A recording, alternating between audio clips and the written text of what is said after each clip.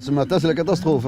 Vous avez eu des problèmes de circulation? Ah oui, plein, oui. C'est sûr, il en fallait de la patience ce matin. Les manifestants de l'Alliance D19-20 ont installé leur barrage dès 7h et bloquent l'accès à la rue Béliard. De son côté, la police empêche la sortie entre les tunnels Arlois et Trône en direction du Midi. Résultat, c'est la pagaille sur la petite ceinture.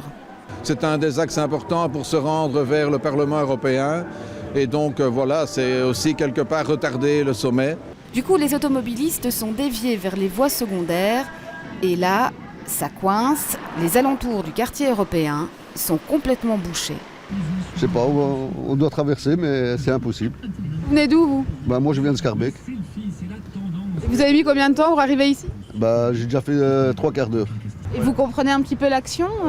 Peut-être oui, mais je trouve qu'il ne faut pas prendre les automobilistes en otage. L'objectif n'était pas de créer un embarras pour les Bruxellois au niveau de la circulation. En bloquant les carrefours, c'était forcément l'effet escompté, non? Non, l'effet escompté, c'était d'empêcher les dirigeants européens d'entrer dans le quartier Schuman. Ok, aujourd'hui, ça va être le chaos dans les routes de Bruxelles, mais je veux dire, c'est beaucoup plus grave ce qui est en train de se passer, ce qui va se décider là-bas. Et le tableau est plus ou moins le même du côté du rond-point Schuman, quasiment inaccessible. Aux alentours du cinquantenaire, la circulation est difficile, mais ça n'empêche pas certains de garder le sourire. C'est surtout ici, arrivé à Montgomery, où c'est complètement bloqué, donc voilà. En attendant, la rue Béliard est dégagée comme lors d'une journée sans voiture. C'est sûr, aujourd'hui, il valait mieux être piéton.